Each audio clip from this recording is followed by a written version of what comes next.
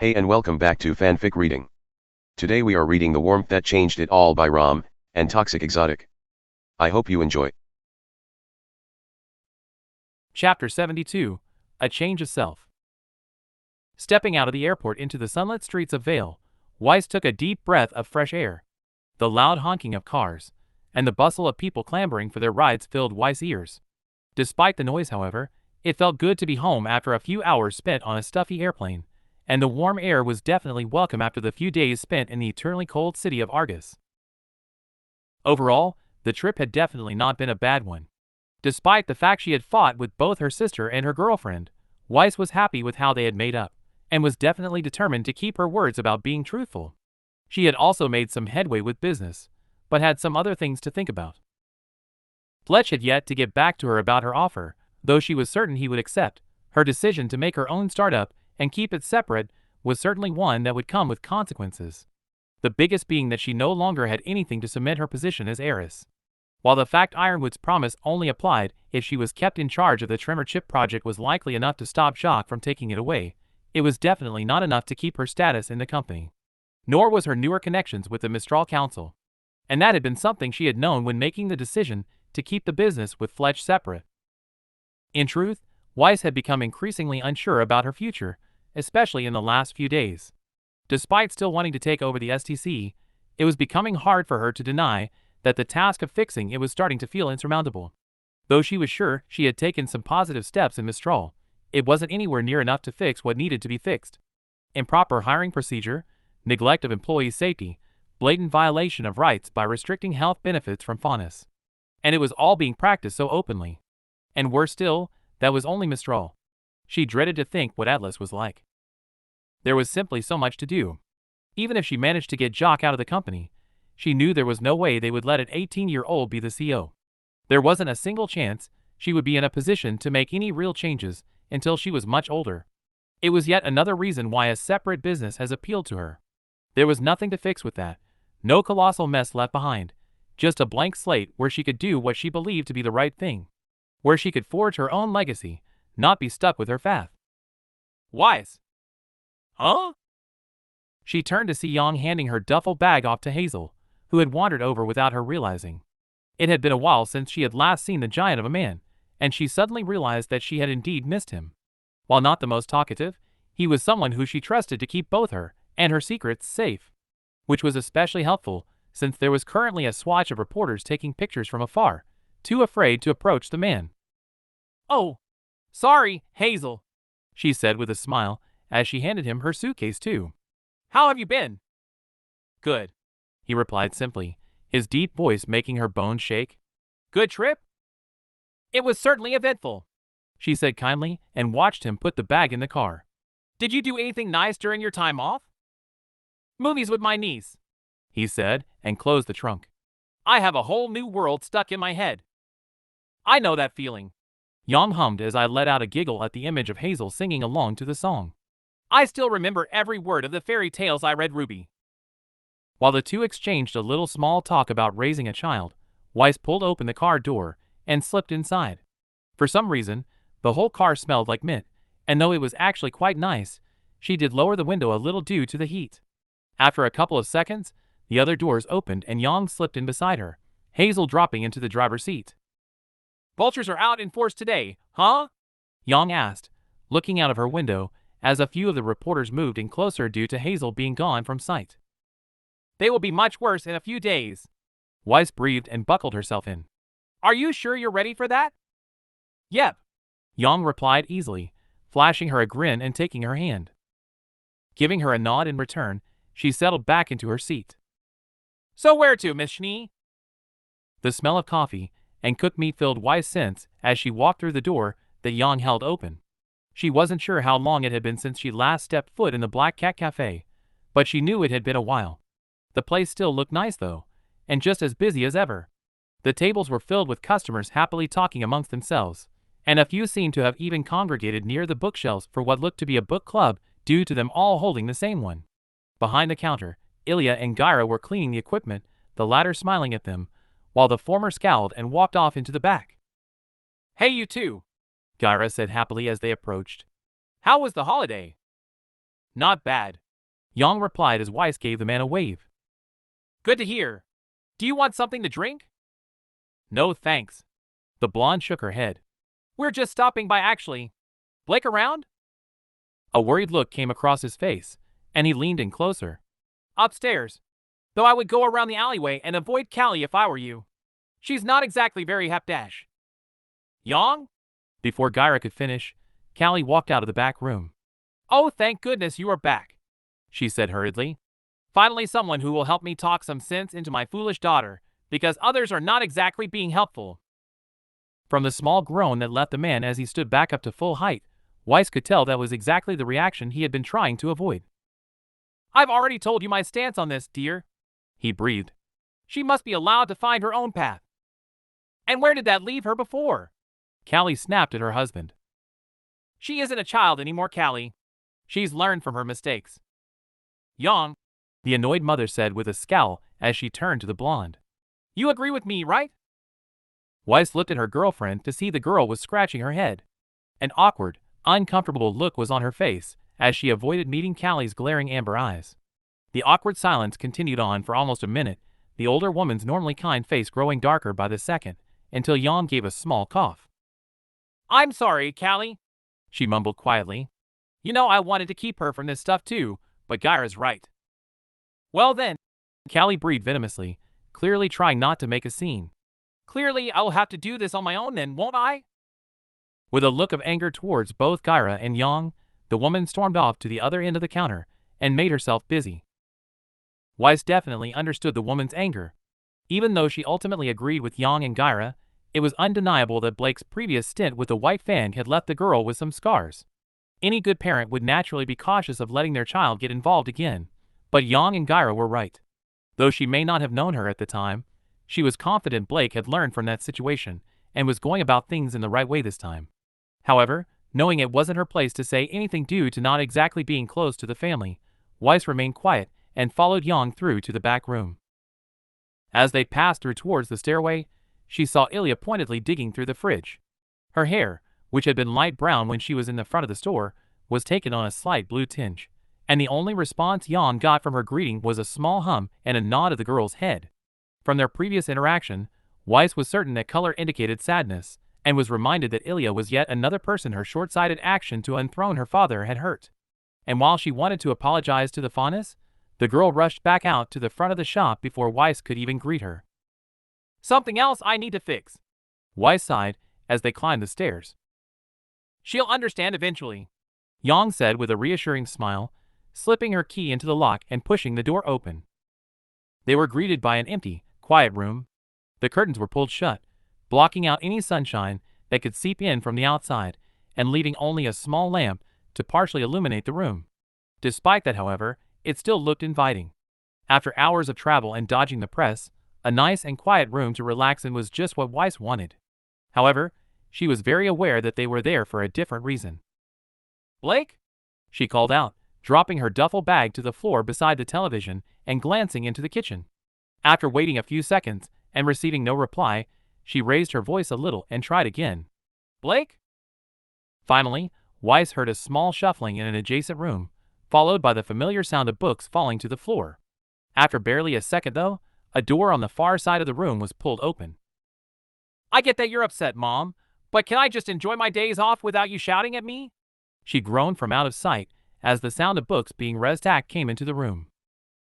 You've called me a lot of names, but Mom is a new one, Yang chuckled. The gentle thudding stopped suddenly, and Weiss felt Yang stiffen up a little beside her as the chuckle subsided. The air turned nervous around them, and she stepped aside to give her girlfriend a little room as Blake finally emerged from behind the door. However, as she slipped off her headphones, Blake's appearance immediately took Weiss aback. The previously raven black hair that had cascaded down the girl's back had been cut short, the tips of it only just grazing the faunus shoulders. Though the change was definitely a little jarring, Weiss had to admit that the shorter, fluffier hair that framed her pretty face suited her well as drew a little more attention to the ears that sat atop her head. Eventually pulling her eyes away from the girl, though, Weiss looked back and forth between the two best friends. The two didn't interact, didn't say a word, just simply looked at each other, Blake's ears flat against the top of her head, until finally, After what felt like a full minute, Yang made the first move. A small collapsible table was knocked aside by Yang's knee, the book and remote clattering to the floor, as she strode across the room and pulled Blake into a hug that Weiss was almost certain would be causing the faunus a little pain. If she was in pain though, she didn't show it. Instead, she lifted her arms and wrapped them around the woman's back, her hands gripping tightly at Yang's jacket as her face buried into her shoulder. Weiss really wasn't sure how long they stood there in each other's embrace, but it was long enough that she felt her legs get a little tired and decided to sit down on a nearby chair. Leaning over, she picked up the table and replaced the items, sitting back in the chair just in time to hear Yang speak. "I'm sorry," Yang muttered softly, her hand coming up to gently cradle Blake's head. "I shouldn't have said those things." Blake shook her head in Yang's shoulder. "I should have told you sooner. I just wasn't sure and I need dash." "That doesn't matter." Yang cut her off. "You were doing what you needed to be happy. I should have been supportive, not selfish. I should have trusted you." Watching the two girls exchange their mumbled apologies, Weiss smiled to herself. Though hadn't really said too much about Blake in the past week, she had known the argument had weighed on the blonde. So to see them hugging as if nothing had ever happened was a relief for her too. After a couple of minutes of quiet muttering between them though, Yang pulled back and brought her hand down to touch Blake's hair. "What's this?" she asked, a little bit of humor seeping back into her voice. "Oh!" Blake smiled, anxiously folding an arm across her front and pushing a lock of hair behind her ear. "I just thought, a new me, a new look. Do you like it?" "Like it?" Yang scoffed. 14-year-old me would be losing her mind right now." Weiss let out a small cough to get her girlfriend's attention and raised an eyebrow. 14-year-old me, Yang reiterated quickly. "Not 18-year-old me. You're the only girl 18-year-old me has eyes for." "MHM," Weiss hummed, giving the woman a skeptical look, though barely containing her smirk. "It's nice to see you, Blake." "Good to see you too." Though her words were polite, she avoided my eye and turned back to Yang. "Did you two have fun on your trip? I can make a drink if you want to catch up." I would love to, but I need to go talk to my dad." Yang groaned and pulled the faunus into another hug. "But you were my first stop. I needed to make sure you knew we were good." "I'm glad," Blake breathed. "I have tomorrow off. Are we okay enough for me to stay over?" "Always." Blake's arms folded around Yang, and the two stood there again for a few moments. However, much sooner than before, the two parted and Yang gave her best friend a soft look. "Come over early. I'll cook dinner and we can talk properly. Okay?" "Okay." The faunus smiled with a nod. "Good," Yang replied, once again touching Blake's hair. "But I really should be going." "All right. I'll see you tomorrow." "Definitely."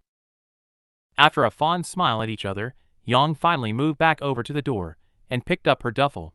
However, though the door was already being opened, Weiss remained where she was, earning a curious look from her girlfriend. "I'll be down in a second," Weiss said slowly. "I would like a private word with Blake before we go." Weiss watched Yang as her brow furrowed in worry. With a look at Blake though, who gave an accepting nod, she stepped outside and shut the door behind her. Left alone in silence, Weiss stood from her seat and straightened out her skirt while waiting for Blake to meet her eye. It took a minute, but the amber eyes finally locked onto her own. "Are you mad at me too?" Blake asked cautiously, one hand folding over her stomach to hold the other. The answer was an easy one for Weiss. "No," she smiled kindly. "While I can't say I am exactly thrilled by your decision, you are my friend and I trust that you know what you are doing." "Oh," Blake breathed with obvious relief. "Okay, dash. However," Weiss interrupted firmly, "your decision has put you and Yang in a very difficult place. There were already going to be doubts due to your pasts, but the second the media and my father find out about you and Ilya, they will make assumptions.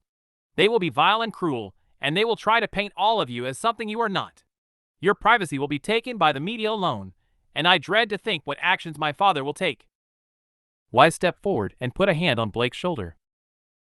"You once told me that the people in the White Fang told you stories about us, but I promise you now that whatever they told you, whatever monsters you have seen in your life, none of them compare to what Jakshni is capable of.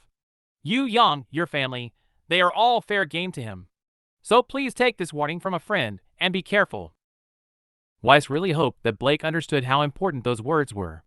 Jacques had quite literally torn down Roman's entire council estate because he had simply deemed the boy to be unworthy, so she had no idea what he would do to someone who was part of a group so ardently against the STC. Thankfully, Blake's unflinching eyes remained on hers, and after a moment of contemplation, she gave a small nod. "Thank you for the warning," she said with a smile. "I will definitely keep that in mind." Removing her hand from Blake's shoulder, she gave her an appreciative look and turned to leave the room. As she put her hand on the door, though, she looked back. "I really do hope this decision makes you happy, Blake." "Thanks for understanding," the fauness replied.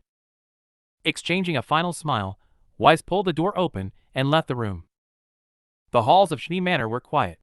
Weiss hadn't seen a single soul in the 10 minutes she had been walking through the rooms.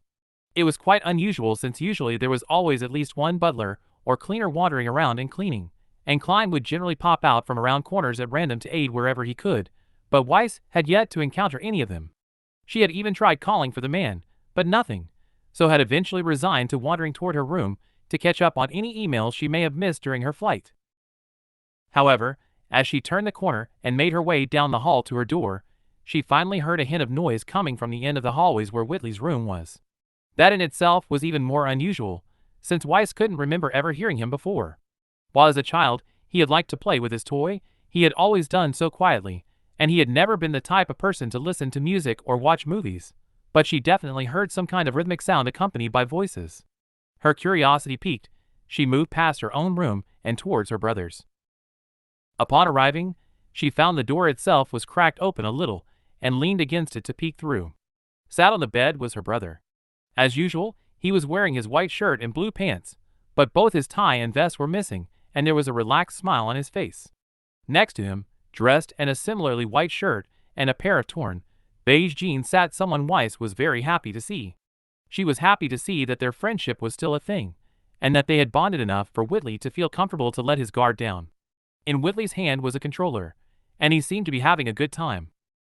"Man, I wish I could do it that quickly," Oscar said in awe. "It took me days to master that area." "It's not that hard," Whitley shrugged, pressing a few buttons on the controller and causing a tinkling to come from the room. "You just have to memorize the times."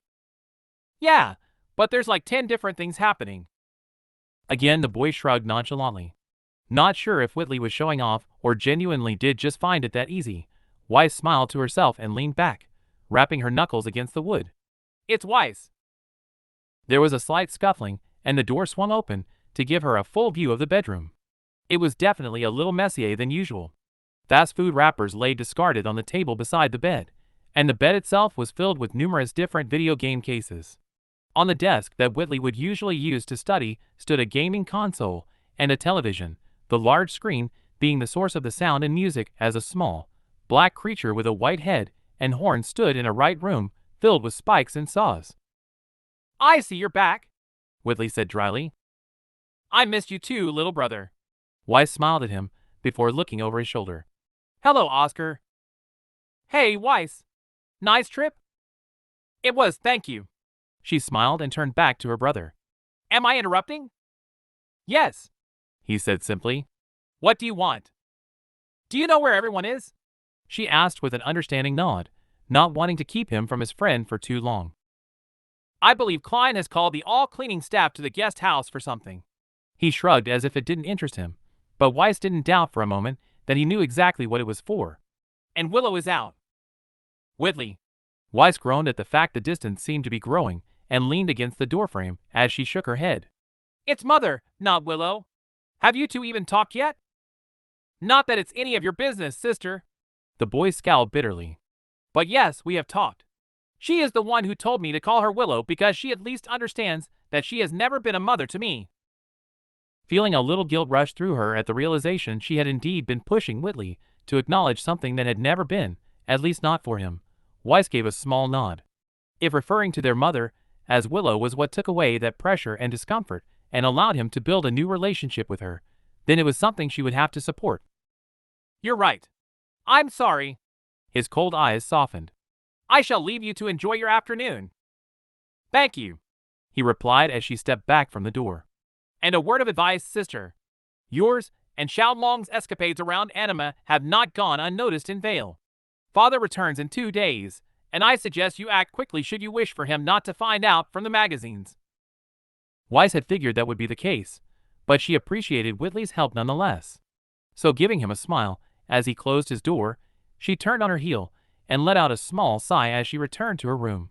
It was a much tighter time frame than she had wanted, but there was only one course of action that could be taken. She would have to tell him the morning he returned. If she didn't, then she would lose her chance.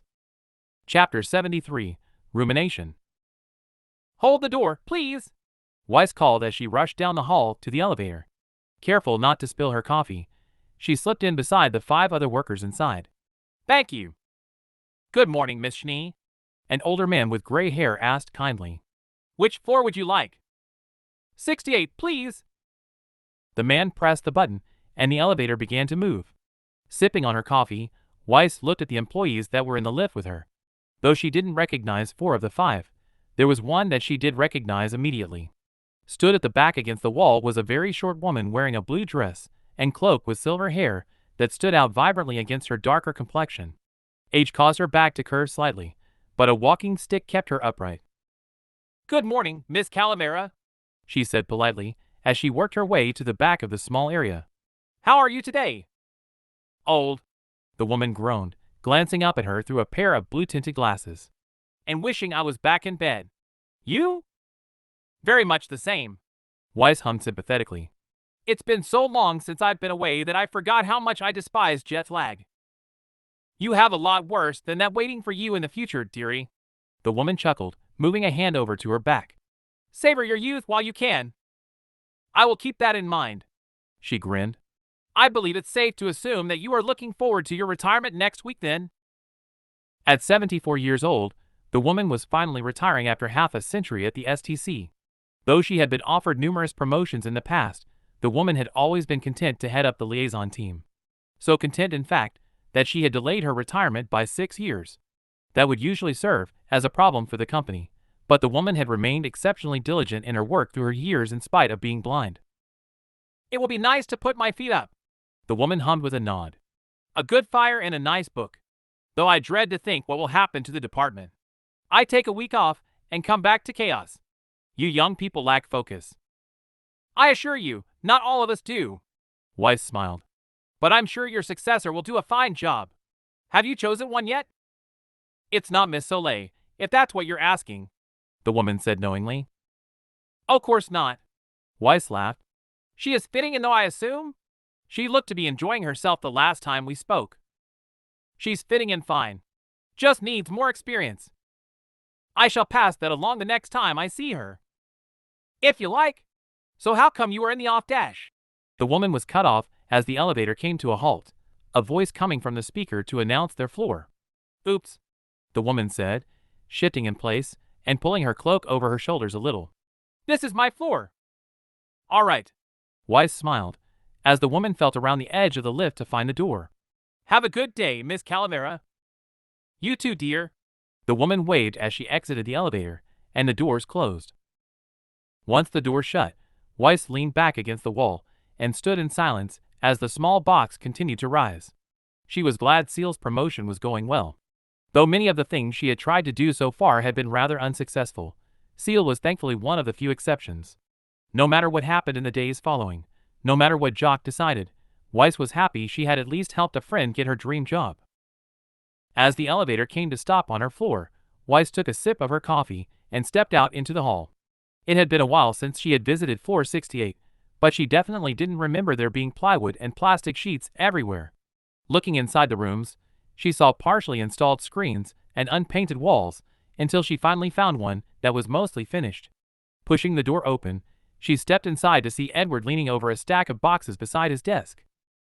"New office on an empty floor?" Weiss asked with a smile. "If I didn't know better, I would say you were trying to avoid everyone." "I wouldn't say everyone." He chuckled and looked up from the boxes. "No, I just needed the peace and quiet. My doctor says I have to avoid stressful situations." "Your doctor?" Her smile faded, and she reached out to put a hand on his arm. "Is everything okay?" "I'm fine. I'm fine." He smiled and patted her hand kindly. "Just high cholesterol. Nothing serious. Certainly not serious enough for my wife to ban me from eating bacon. I'm sure she's just worried. Has been since we met. He chuckled, pulling a picture of him and his wife from one of the boxes. I'm still unsure what I did to deserve her. Taking the black and white photograph from the man, Weiss looked down on a man and a woman in their late 30s on their wedding day. The woman was gorgeous, dressed in a long, flowing dress with fair hair and a soft face. Edward himself looked dashing too, his hair rich and dark and his face wrinkle-free. Both of them were smiling like it was the happiest day of their life. You both look incredible. Weiss smiled, handing it back to him. How did you two meet? At one of your grandfather's parties, actually, he recounted fondly.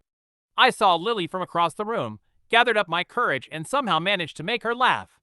Now, after 60 years of wonderful marriage, we've had 2 kids and a grandchild. He pulled out another picture of his family and pointed to a small child who had to be around 7 years old. You know, they say that the day your children are born is the best day of your life, but the day Gus was born was indescribable. There's nothing like knowing your children are experiencing the same feeling you once did and getting to share in their happiness. You're a lucky man. Weiss smiled. You have no idea how true that statement is. He grinned and put the photographs on his desk. But enough about the life of an old man. He pulled a glass of brown liquid over to his desk and poured himself a drink of water. Your reports show that your time in Mistral was a success. Weiss gave a nod and took a sip of her coffee, sitting down in the chair that sat opposite Edward's messy desk. Watching as the man continued to sort out his belongings, Weiss gave a small hum on confirmation. I like to think it was, she said slowly. The council seemed happy with our deal. The expansion of 2 factories and the repurposing of 4 abandoned ones to transfer.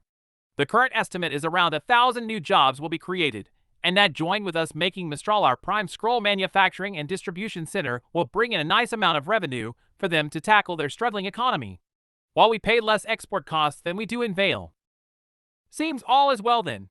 Edward smiled and lifted a large box with minimal effort. For being 77, the man really was in very good shape. I imagine it wasn't too easy getting a few members of the council to agree. I recall Councilwoman Lakis and her followers tend to be a little overzealous in their demands. It seems everyone has a story about her. Weiss chuckled amusedly, taking another sip of her drink. Though I can certainly see why. But Councilman Umi and Leo were able to help me talk her down. Both good men. Edward nodded and sat down. I must admit, some of the others on the board were hesitant to make this move, but I do believe it will ultimately be beneficial for the company. Weiss couldn't help but agree. While the operations in Mistral were definitely going to cost the company a lot in the short term, the enhanced production and cheaper exports would ultimately increase their profit margins in the future. I also heard that you had a meeting with Miss Khan, he said with a great deal of interest in his voice. How was that experience? Nerve-wracking, Weiss admitted, causing the man to laugh a little. I would be surprised if it wasn't. He laughed and set his drink down. That woman is as terrifying as she is beautiful. Weiss would definitely agree there. Thankfully, she is also just as fair. I assume that meeting went well? Weiss recalled both her meeting with Sienna and her final meeting with the council. When giving the woman Umis, she had really hoped the Faunus would use it. Thankfully, her hopes had not been in vain, and Sanjay had revealed at the final meeting in the art district that Sienna had in fact contacted him. It was only a text to say she would be watching closely, but it was contact nonetheless. I think she will be a big help in getting us to keep our site safer. Weiss nodded. Miss Khan has a lot of contacts that wouldn't talk to the STC or council themselves, and Mr. Umi has permission to act on any information she gives him. Good. Good. Actually, speaking of Sienna, Weiss said cautiously and sat back in her chair. I don't suppose you have had a chance to talk with the board regarding that issue I told you about? After her conversation with Sienna, she had immediately reached out to Edward to ask him if he would look into the Faunus health benefit. And though he had given her his word that he would, she knew it was a long shot. Still, she couldn't help but get her hopes up over the past few days. Unfortunately, upon asking the question, she saw Edward's face drop a little, and her hopes quickly began to shatter. Ah, yes. About that. He let out a low sigh and took another sip of his drink while leaning forward. I brought it up to the board, and I'm afraid they shot it down immediately. Weiss really wasn't sure why she expected anything else, but she was disappointed to say the least. They were that quick to vote against people's well-being? She scowled. Sadly, many people have more money than morality. Edward grimaced. Clearly, he was just as unhappy with the decision as she was. Our employment rate in Mistral is 70% faunus, many of which are factory positions where accidents are frequent. They consider it far too great a cost for something they aren't legally required to do. Letting out a low sigh herself, Weiss felt her shoulders slump and her head shake. What was wrong with people? Did it really take a law forcing them to treat humans and faunus equally? Was money really more important than people's lives? Who was she kidding? Of course it was. Pretty much every company she had ever studied had only been about one thing: money. Anything that affected the bottom line was a no-go. The only reason the STC shareholders had even agreed to help Mistral was because it was already a major manufacturing center, and their decline was having an effect on profits. Great! She breathed and stood up, walking over to the side of the office where a full wall-length window gave a great view of the city. So it takes laws from the council for the company to do the right thing? As she crossed her arms across her chest and looked out over the city, she heard a sigh from behind her and a slight squeak as Edward stood up. A few seconds later, he arrived at her side. I understand your frustration, Weiss, he said softly. I wish things were different too, but the votes were 4-7. Unless Mistral and Atlas finally catch up with the rest of the world, there's not much we can do. Unless you want to try and get Alex to switch sides. I think I would have an easier time getting Jacques to vote for it. Weiss grumbled, knowing full well that Mr. Raalm was one of the more money-hungry shareholders, and unfortunately, he had a lot of influence. Weiss certainly didn't miss the way Edward's eyebrow raised when she referred to her father by name, but she didn't care. Gone were the days where she was willing to feign affection or respect for that man. Is something on your mind? Edward asked cautiously, glancing at her out of the side of his eye. Weiss was hesitant to reply. Though Edward was on her side, there was only so much that he would be willing to overlook, and she was certain that her being the one to leak the files would be something he would not be tolerant of. However, that didn't mean she couldn't at least confide in the man a little. In truth, there is something, she hummed, watching the traffic pass underneath her. Can I ask you something, Edward? I believe you were kind enough to answer my question last time we were in my office. Caspian smiled kindly. It would hardly be right for me to refuse you now. Giving the man a nod, she let out a low sigh and shook her head. Do you think the STC is a good company? The older man didn't reply straight away, and the silence was telling. Regardless of what Edward said in response, the fact that he had to think about it was definitely not a good sign. I think we do a lot of good things that make life a lot easier for a lot of people, he said slowly, clearly choosing his words very carefully. But I can certainly understand the criticisms that the public have towards us. It's hard to deny that the company has taken a rather drastic turn towards less reputable methods since your father took over. Is it just my father, though? Weiss asked. It feels like everywhere I go, there are things happening that just shouldn't be. The cutting of corners, unfair employment practices, aggressive business tactics, and just a lack of common decency to where faunus can't even go to the right doctor. There's so much that needs to be fixed here. There is certainly a lot that needs to change, Edward agreed. Are you worried about how much work there is to be done? I'm worried the work can't be done, Weiss admitted. None of this feels like the influence of one man. It's too far-reaching, too prevalent, too accepted. It feels like the roots themselves are diseased, and it's killing the entire tree. To her surprise, Caspian exhaled sadly. I can't say I haven't had the same thoughts. I've remained due to my respect for your grandfather and his creation, but it's hard to deny that this company is no longer what he envisioned it to be. Edward's words only made her hopes fall further. She had expected the man to unequivocally say that the state of the company was merely due to its leadership, that once Jacques was out then the company could get back on track. But if even he thought the company was deceased, then what hope was there? So you don't think it can be saved? I wouldn't say that. He shook his head. I certainly understand why you would think so, but to use your metaphor, there are a few healthy roots remaining that could bring it back to life. Yourself being one of them. Weiss hummed. The problem is that I won't see a position that allows me to make any meaningful changes for at least a decade. In the meantime, the issues will only get worse. That is true. He nodded, his head turning to look at her. It's starting to sound like you're considering leaving the company? Weiss didn't reply. It would be a lie to say that thought hadn't crossed her mind. Whenever she had envisioned taking over the company, she had always been excited to lead what her grandfather had built.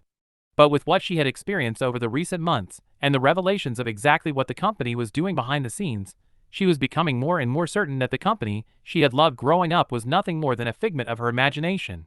Something she had made up due to her love and respect for her grandfather and his stories, while staying blind to the truth of the situation. But it was still her grandfather's company. His blood, sweat, and tears. The STC was his legacy, his gift to the world. If she left, she would be letting that gift die.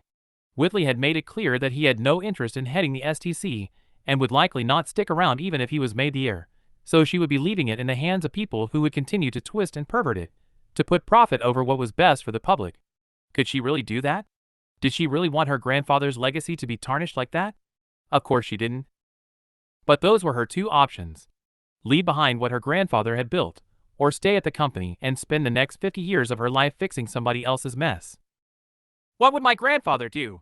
She asked, deciding not to answer his question. He gave her a curious look, but didn't press the question. That is a hard question to answer, he said with a hint of amusement to his voice. He had a tendency to U-turn at a moment's notice. That didn't really help her. What I can say, though, is that he always did the thing that he considered right. Silence filled the space between them for a second before a hand was placed on her shoulder. She turned to look at him and saw he was smiling. I don't think I can give you the answer you clearly want, Weiss, he said slowly. All I can say is that I see a lot of your grandfather in you, and I do believe you could do a lot of good here. But I also believe you could do a lot of good anywhere you choose to work. Whether that is here or somewhere else is a decision you have to make yourself. Letting out a sigh at just how many times she had heard that very same thing from Winter in the past, Weiss turned back to the window as Edward returned to his seat. She appreciated his confidence in her, but really didn't do much to help with the decision she was going to have to make. And with everything that was going to happen with Jacques in less than 24 hours, she knew she would have to make that decision sooner rather than later. Hey, Fireball, Ty said, sticking his head through the door. Blake just pulled up. Thanks, Dad. Yang smiled at him and pulled a side of salmon from the fridge and placed it on the side. You staying for dinner? As much as I'd love your cooking again, I have plans with Crow. You're hanging out again? The relationship between Crow and Ty was one Yang was quite familiar with. Just like herself and her father, the two older men were constantly falling out and making up. Almost any event they attended together would either end in an argument or laughter, and Yang really wasn't sure which of the two was more common. Yeah, Ty said as the front door opened and shut. He found some old records from when we were in high school. Sounds boring. She grinned at the man. Have fun. You too, he said and moved aside so that Blake could enter the kitchen. Your hair looks great, by the way, kiddo. Thanks, Ty. She smiled widely at him, moving her hand up to touch the bottom of one side. As the man moved out of the room and disappeared, Blake walked in with a smirk on her face that caused Yang to shake her head. Will you stop flirting with my dad? I'm not flirting with your dad, Blake said with feigned innocence. Image him. Yang hummed disbelievingly. I know your type. Blonde and dumb. Blake rolled her eyes, but her grin widened and she shook her head. Just as she had the day before, Yang quickly pulled the girl into a tight hug, though with a little more restraint than she had previously. She hadn't exactly been sure what she would say when seeing her best friend again, but had been delighted to find that there was nothing to really be said at that moment. All that had needed to be done was show that she was sorry, and that she supported her. And yet, I never dated the blondest and dumbest of them all, she joked, causing Yang to chuckle slightly. So you've moved back here? Just for a day or two, Yang said, letting the hug linger for a moment. While we sort out the therapist. Then I'm going back to the apartment. Blake gave a small nod, and Yang finally pulled away and looked her friend in the eye. I missed you. I missed you too, Blake said softly, her ears flattening against her head a little. I really am sorry that I just dumped this on you. I wanted to talk to you about it, I just wasn't sure how to bring it up. I wasn't even sure about it at the time. Well, I can't exactly blame you for being worried about talking to me, she said and scratched the back of her head. I didn't exactly handle it very well when you did. I get why you didn't, Blake replied. But I swear, this isn't like last time. I'm doing this right, and it's mostly going to be peaceful protests and group therapy sessions. Nothing illegal whatsoever. I know.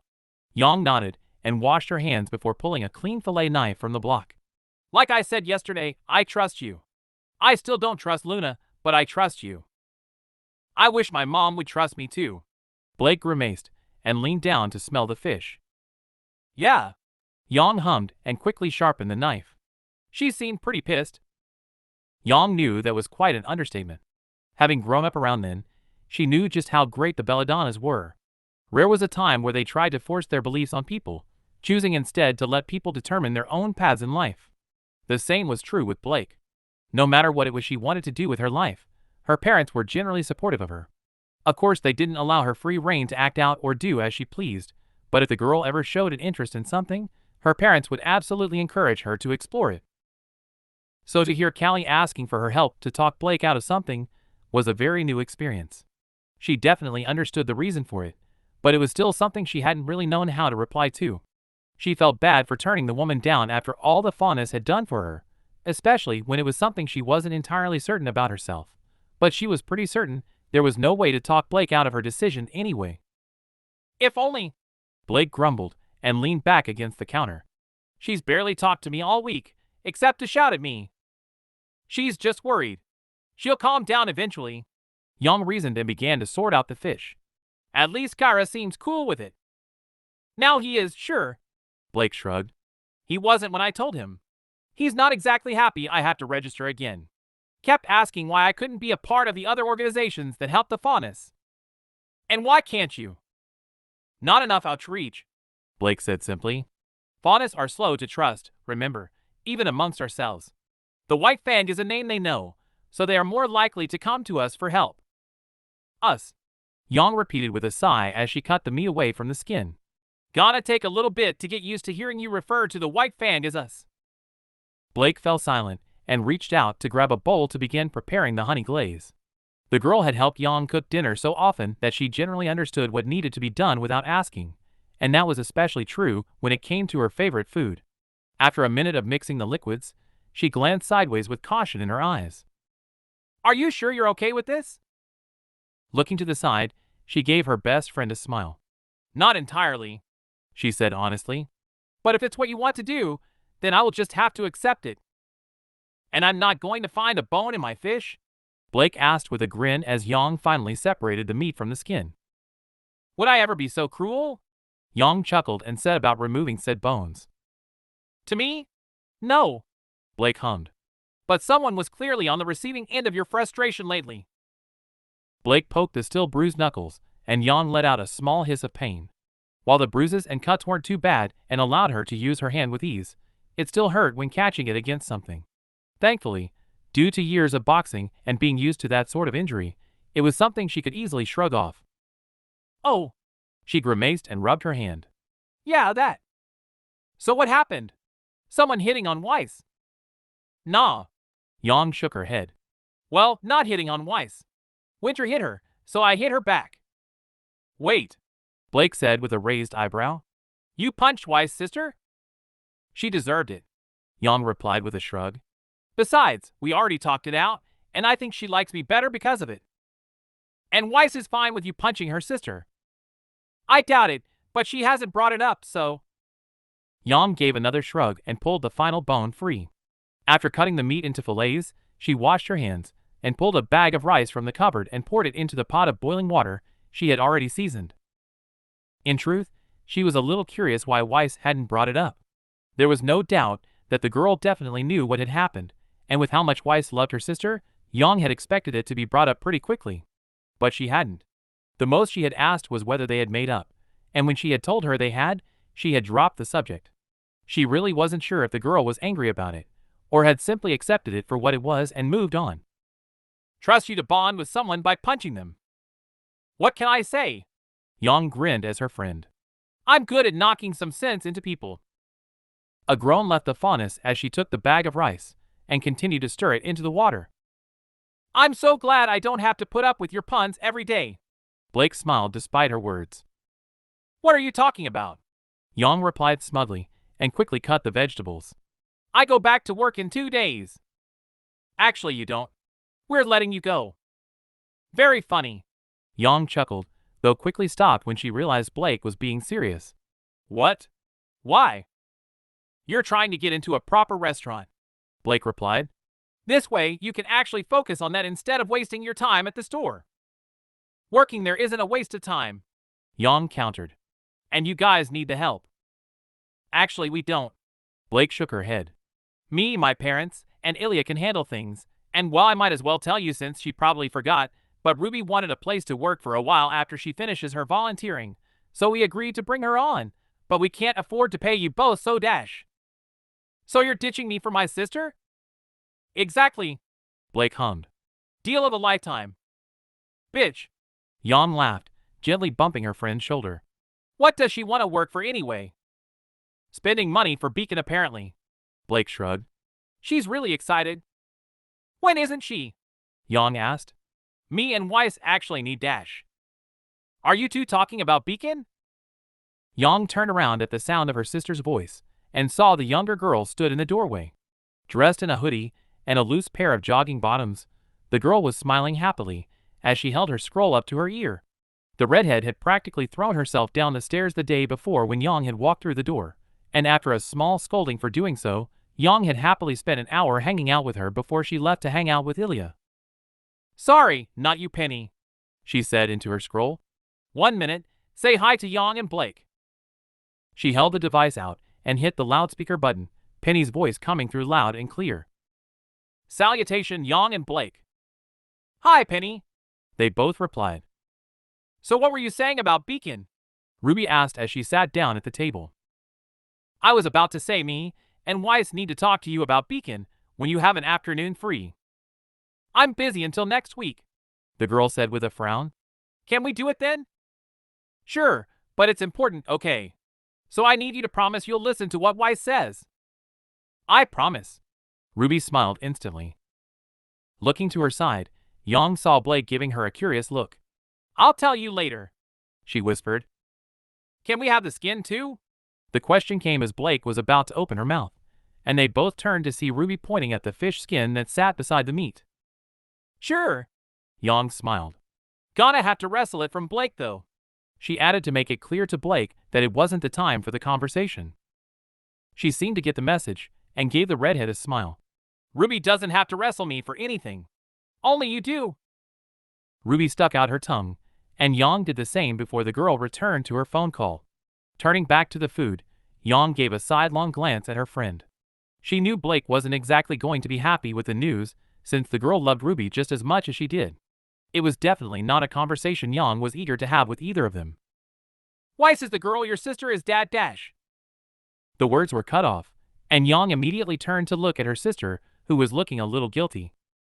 Sorry, she mumbled, lifting the phone to her ear.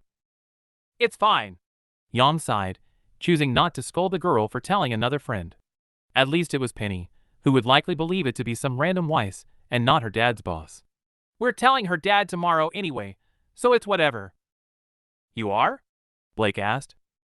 Yeah. Stupid press have pretty much figured it out, so we have to tell him tomorrow before he reads about it. Aw, Blake hummed. That sucks. Are you nervous? Not really. Yang shrugged truthfully. I know I should be given everything he will likely do to push us apart, but I'm just excited about being able to kiss her in public. No more hiding in the shadows, no more pretending she is just a customer. I can finally just be with her whenever I want. I'm betting that will be a huge relief. Blake smiled back. You're not worried about her dad, though? I didn't say that, Yang replied. I'd be stupid not to be scared. But it doesn't change anything. Whatever he does, it won't stop us being together. I've known you long enough to know how true that is, Blake remarked. Just be careful, okay? People are scared of him for a reason. I know. Yang nodded and handed the girl some plates. Tonight, though, I just want to put what is going to happen to the side and enjoy a night with my sister and my best friend. Got it, Blake replied and took the plates, Yang taking over the food. We'll talk more when she goes to bed, though, right? Yang gave a nod to the hushed question and watched her friend move to set the table.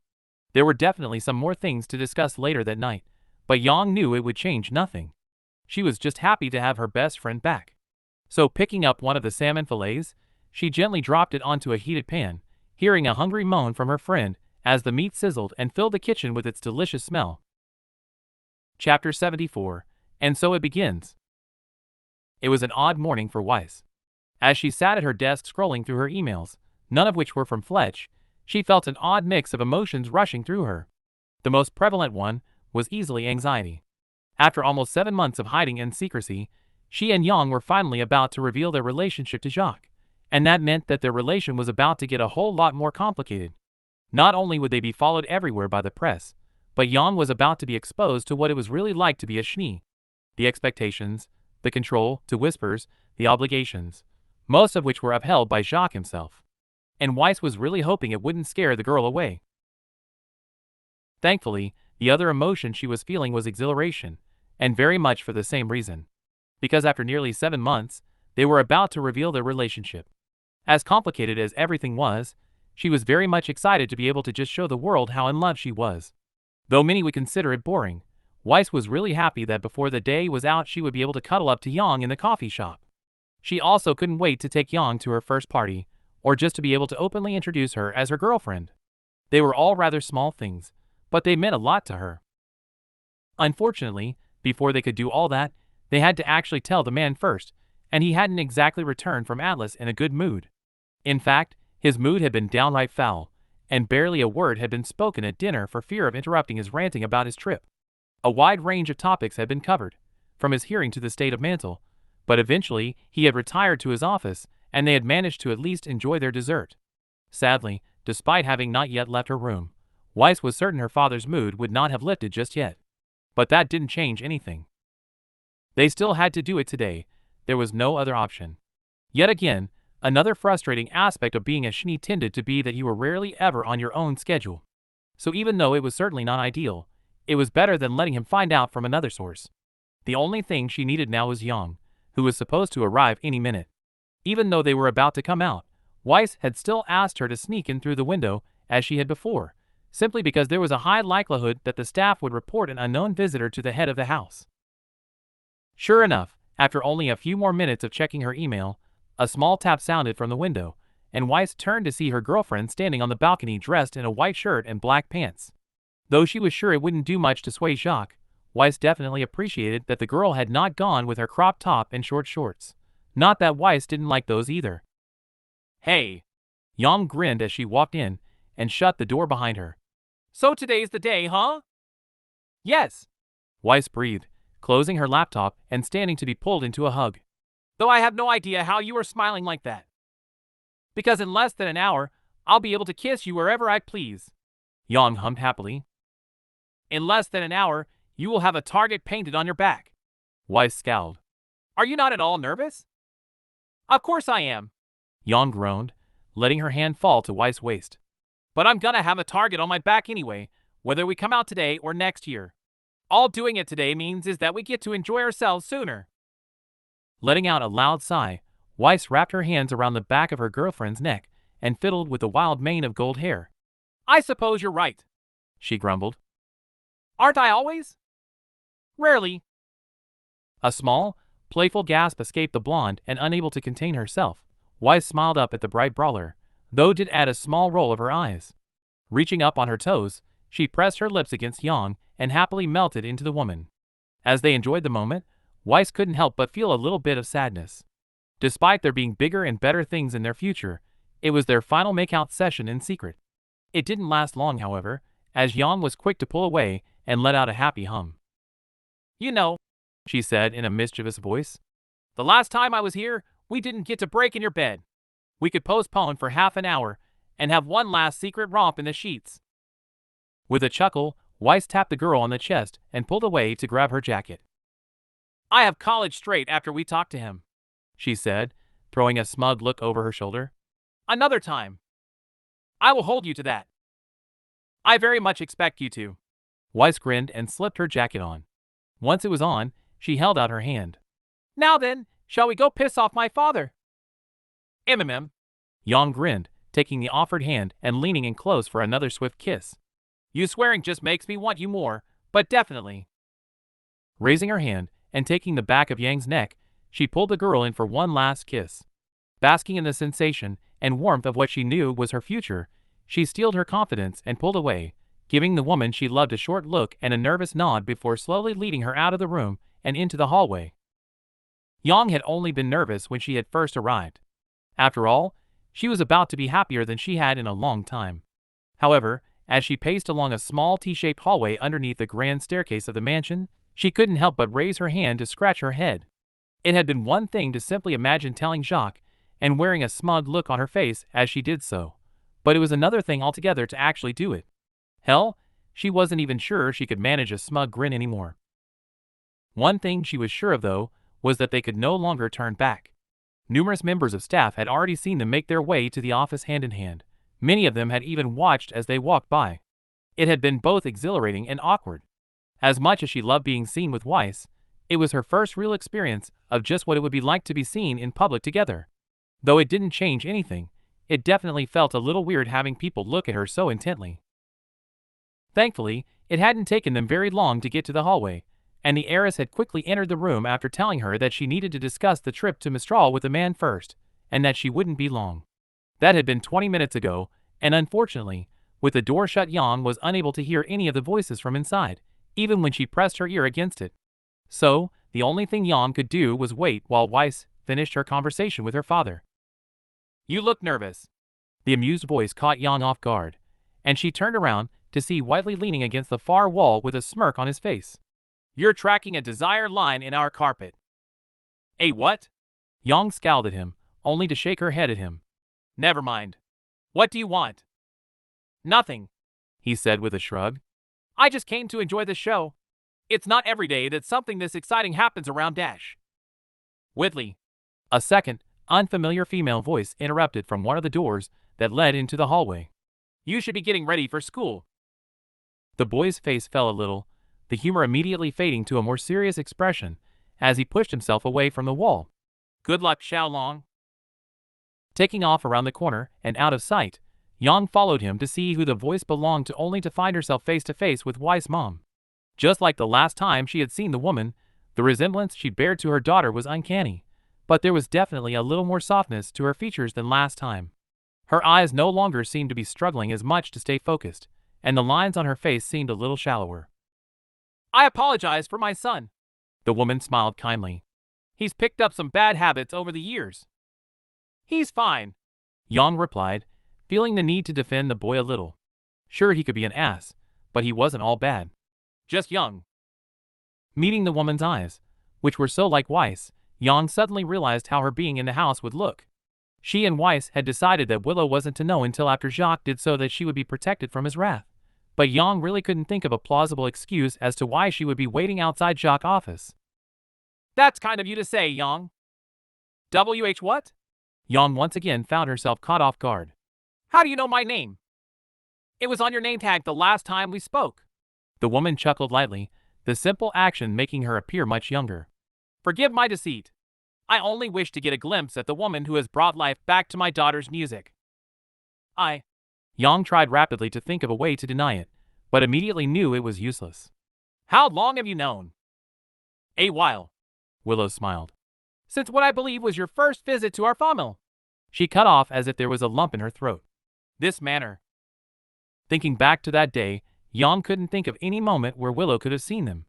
They had only been spotted once on the way to the music room, and that person had been quickly dealt with by Whitley.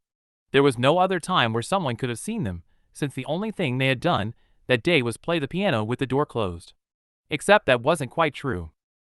"The music door?" Yang whispered, as the realization dawned on her. "You're the one who opened it?" "It had been so long since I heard my Weiss play," Willow said in a fond tone. "I've taken every chance I can to listen since she started playing again. I certainly didn't mean to intrude on a private moment." "You didn't," she said quickly, not wanting Weiss' mom to feel she had done something wrong. Good, good," she said with a small nod. "So I assume that you are here to tell him?"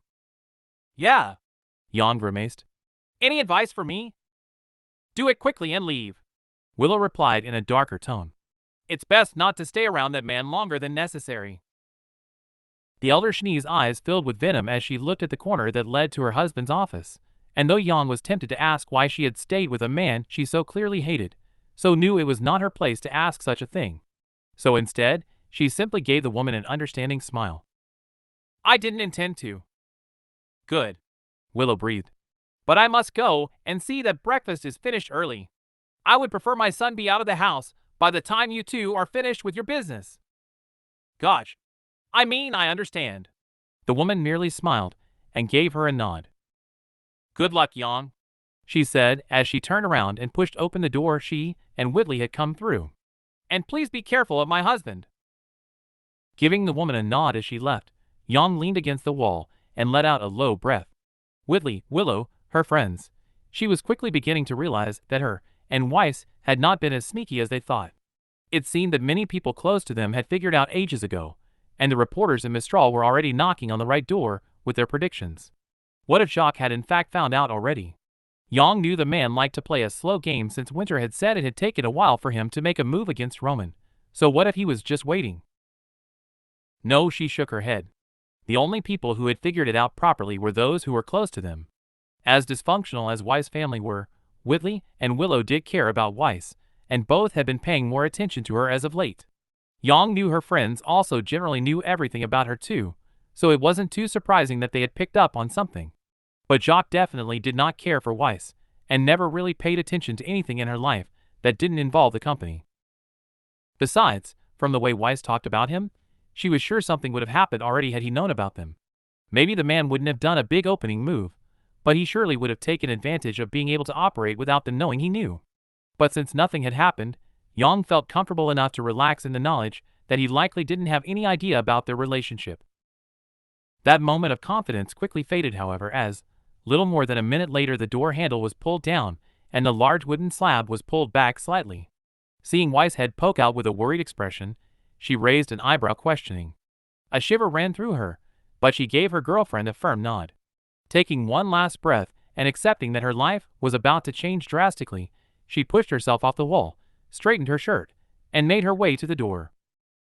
The first thing she noticed as she walked into the spacious office was just how cold it was compared to the hallway. To say she felt like she had somehow been teleported to Argus would be a bit of an exaggeration, but not by much. Her arms instantly covered themselves in goosebumps, and the small hairs stood on end in an attempt to keep her warm. The second thing she noticed that the room was not decorated how she would have imagined. As opposed to the rest of the house, the room actually had a lot of warmer colors. The floor was made of a nice dark wood with a soft blue rug draped over it. A glass table sat in between two black couches. Bookcases lined the walls, each reaching so high that a ladder was attached to them in order to reach the higher shelves. Shelves that were filled to the brim with books, with one exception. A single shelf was completely clear of anything but for picture frames. Though she couldn't see what was in three of them due to them all facing towards Jacques' desk, there was one that was turned around and revealed a slightly younger Winter Schnee. But Winter's face was not the only one she could see. Sat behind his desk, made of the same material as the floor, was Jacques Schnee. Though Yang had seen him in pictures, none of them conveys just how big of a presence the man held. Even though he was merely sitting there, his eyes cold as ice, as he peered over his tinted fingers at them both, she felt a shiver run up her spine. His gaze was so intense, in fact, that despite hating the man, she was still tempted to straighten her clothes again. Father! Yang could hear the nerves in her girlfriend's voice. I would like you to meet Yang Xiaolong. They looked at each other for a second, Weiss' eyes gaining confidence. As the woman turned back to the vile man behind the desk, Yang felt a hand slip into hers and saw Jacques' eyebrow raise. My girlfriend, Weiss concluded. Silence filled the office as Weiss finished her declaration, and Yang was unable to tell what the man was thinking. His eyes were still as icy as when she had first entered, but kept flicking between the two of them and their joined hands. Feeling Weiss began to squirm a little, Yang tightened her grip on the girl's hand to reassure her. I know T-dash. Weiss was cut off as the man's fingers raised sharply. Raising his head, the man sat up straight in his chair and glared at them both. A hand came up to smooth out his walrus mustache before he shook his head. I do not have time for your passing fancies today, daughter, he said in a dull voice. Did we not just discuss how busy I am fixing the mess you have caused in Mistral? I understand you are unhappy that I did as the shareholders asked, Weiss said with a slightly furrowed brow. But I assure you that this is not a passing fancy. We have been together for 7 months now. And you chose today of all days to bring this to me? he growled, standing up from his chair.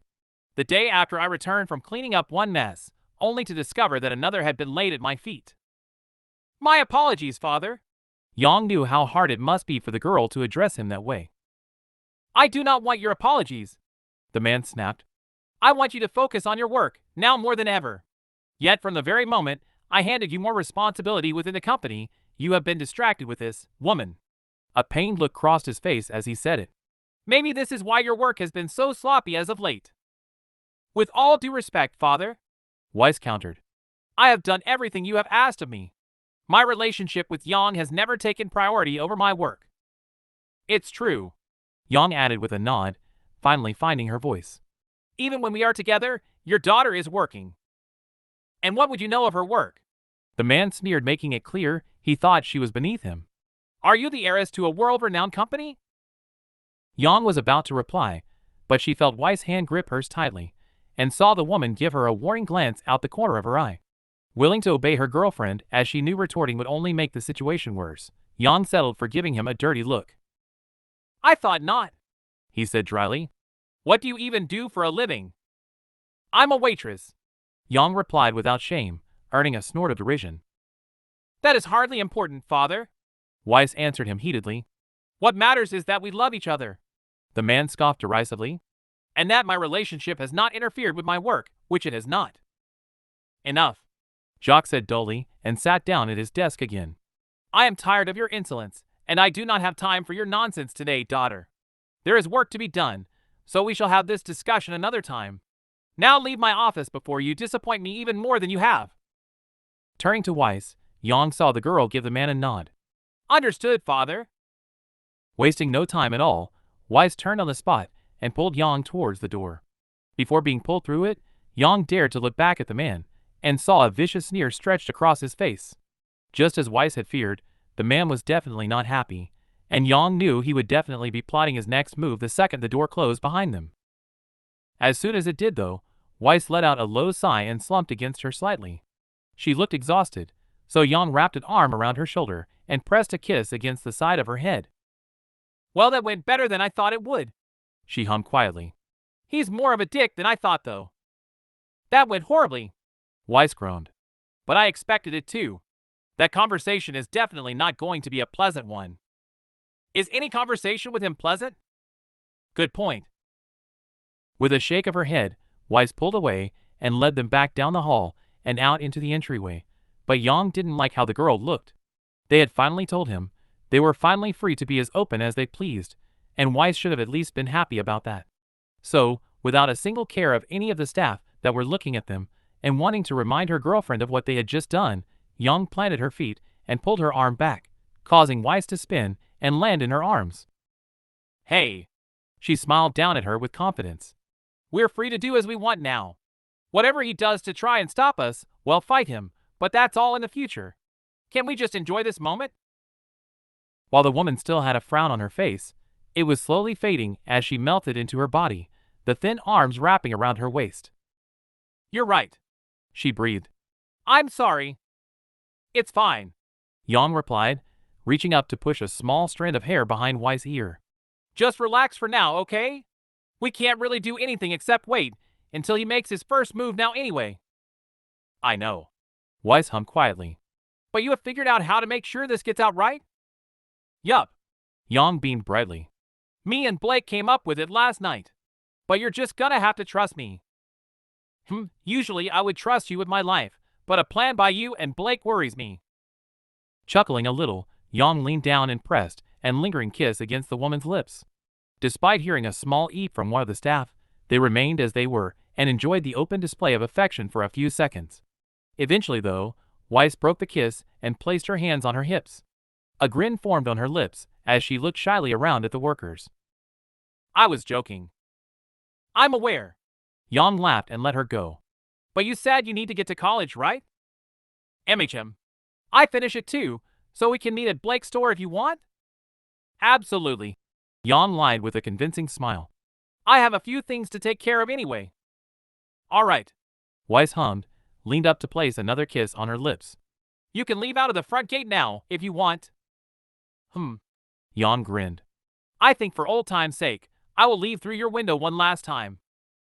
You're just saying that to get back into my room. Of course I am. Yang smirked. So lead the way, Snowflake. Your house still confuses the fuck out of me. With a roll of her eyes and a shake of her head, Wise flashed her an amused smirk and turned towards the stair. Holding their heads up proudly, Yang let her girlfriend guide her back through the house and to her room. As nerve-wracking as it had felt to tell Jacques, she definitely couldn't deny that she felt more excitement for the future. All that was left to do was get it into the public so that Jacques couldn't quash it. Wise hated that time always seemed to slow to a crawl whenever she had something to look forward to. Normally she would have work to do, but in her excitement, she had accidentally finished the assignment for her final class a whole 20 minutes early, and wasn't the kind of person to leave class before the allotted time. The morning had been both a good and bad one. On one hand, the meeting with Jacques could not have gone worse. Of course she knew it wasn't the best time to tell him, but it was the only time. She had never expected the man to yell, not in front of a stranger anyway, but she had certainly expected him to remain a little more quiet as she explained. Instead, he had been rather vocal, and ushered them out of his office before she could really say much. No doubt, so that he could get a head start on planning his next move. How long it would take him to enact that move, she had no idea. But she knew his opening one would be strong. On the other hand though, she no longer had to hide her relationship. They were now completely in the open about everything, and she no longer had to hold back. If she wanted to whisk Yang away to Vacuo so they could relax on the beach, she could. If she wanted to fly them back to Mistral and attend a play, she could. But of course, they were both much too busy for that anyway. But the fact she could now openly show how much she loved her girlfriend was good enough for her, and the reason as to why she was so eager for the bell to ring, so that she could meet the woman she loved at the place they met. Thankfully though, it didn't take much longer to the class to finish, and 5 minutes later Weiss was walking out of the classroom and through the hallway. She wasn't sure if it was just because she was happy, or because the world wanted to celebrate said happiness, but the sun felt like it was shining just a little brighter. As she walked along the courtyard, she couldn't help the smile that way pulling on her face, and earning her funny looks from her classmates due to her usually rather serious attitude. As she reached the gate that led into the parking lot however, her smile faltered a little. Lined up by the edge were 5 vans, each marked with the name of a different tabloid magazine. They were really not who she wanted to deal with on a day where she was happy, but despite the clicking of their cameras reaching hers, she let out a breath of relief that they seemed to at least be staying in their vehicles. Not wanting to hang around too long and risk them feeling bold enough to get out, she pulled her eyes away and looked for where Hazel had parked, only to be met with a sight she had definitely not expected. Sat in one of the empty parking spots, leaning against a bright yellow and bulky motorcycle, was her girlfriend. Her golden hair shined brilliantly in the bright sun against the yellow leather jacket that Weiss had bought her for Christmas. It looked good on her, more than good in fact. Despite being thick leather, her arms filled it out wonderfully, and showed off just how powerful her body was, and the muted yellow helped her lavender eyes shine even more. Clearly the woman knew how good she looked, because her arms were folded and a smug grin was plastered on her face. Weiss could hardly disagree though, as the image before her was more than enough to make her heart beat faster. Giving the girl a quizzical look, she walked over, feeling the smile on her face beginning to return at the knowledge she was doing it so openly. "What are you doing here?" Weiss asked when she was in earshot, her grin already reaching ear to ear. "Well," Yang smirked and unfolded her arms to plant them on her bike. "I did say I had a plan, and what is a better way than to get us out into the open than inviting every gossip mag for a show in front of all of your classmates and their social media accounts? I knew I should be worried." Weiss laughed at how incredibly young the plan was. Big and loud, just how the woman liked things. "He can't buy off everyone if they all think someone else will print it." Yang shrugged happily. "They'll all want to be ahead on the story." Weiss hummed thoughtfully. "That sound reasoning, I guess. I'm guessing that part was Blake's idea." "She made sense of my stupidity, yes," Yang admitted unashamedly. "It's why we work well together." Shaking her head, Weiss walked forward a little and ran a hand along the death trap her girlfriend was standing against. It definitely looked better than the last time she had seen it. The frame was no longer gray and barebones, but a bright yellow and black with a full body that felt sturdy. "Hence why I was scared." Yang laughed again and moved her hand over to where Weiss was caressing the bike. Entwining their finger, Weiss felt a sense of exhilaration run through her at the fact they were doing it in front of so many reporters. "Are we really about to do this?" She breathed nervously, still struggling to believe that the moment was finally upon them. Things will never be the same for you. I'm ready whenever you are, Yang said clearly and confidently, her lilac eyes lighting up and her lips twisting into a smile that was begging Weiss to kiss her. No matter what happens, it will be worth it so long as I have you. Weiss couldn't help but blush a little, and giving the reporters a tiny glance, she moved in closer and felt Yang's arm wrapped lovingly around her waist. Almost immediately the sound of pictures being taken sped up. I love you, Yang Xiaolong, she breathed happily, her heart beating so fast she could feel it in her throat. Weiss didn't need to hear Yang say it back. She knew for certain the woman felt the same. So before the blonde could say anything, Weiss raised a hand to Yang's cheek and finally closed the distance between them. The second their lips pressed together, her eyes closed and everything around her was lost. There were no longer any reporters, no longer any cars or classmates, no longer any doubts or worries about their future and what Jacques would do to them. There was only her and Yang. Her entire body tingled with happiness as she felt Yang eagerly press into the kiss. The strong arm on her back pulled her in so that the boxer's natural warmth filled the air around them. In a word, it was bliss. A blissful moment, then she wished would last forever. Sadly it couldn't, and though it had felt like hours, Weiss knew it had only been roughly a minute when they finally pulled away. Very quickly the sound of cameras snapping pictures came back to her, but she no longer cared. Let them take as many pictures as they liked, for at least they would be capturing a moment where she was truly happy. I bet I love the show more than they did, Yang grinned. I bet they are pretty pressed that they didn't get to take part in it. You are really going to ruin this moment with a pun? You love puns, Yang pouted. And I spent all night thinking that one up. That one took you all night, Weiss teased with a raised eyebrow. We don't all pontificate. A loud laugh tore from Weiss' throat as she shook her head. Okay, that one was a lot better. That's because I was actually up all night figuring out that one and how to make you fall for it. Chuckling happily at how much thought Yang had put into something so stupid just to make her laugh, she pressed back in and met her lips again. It was a much shorter kiss, and didn't create the same kind of euphoria as the last time, but it still felt divine. It was definitely worth it. Yang grinned. I love you too, by the way. I know, Weiss hummed happily. Good. Yang's grin turned mischievous. Because I am potentially about to make you hate me. How so? Weiss scowled suspiciously. In response, Yang released her hand and reached down to the tail of the bike. Popping it up, she pulled out a large white object with delicately painted blue snowflakes. Once it was settled on the seat, Weiss saw that it was a motorcycle and knew immediately what Yang was getting at. Oh no! Oh yes! No! Come on! Yang chuckled. You don't trust me for one little bike ride? I trust you plenty, Weiss countered. What I don't trust is that death trap. Death trap? She passed every test with flying colors and is fully insured. I doubt every other car did though. Yang pouted slightly, but Weiss knew it was only for effect. Hazel is just around the corner, she said after a few seconds. You can call him and he'll come and pick you up. But, she picked up the helmet.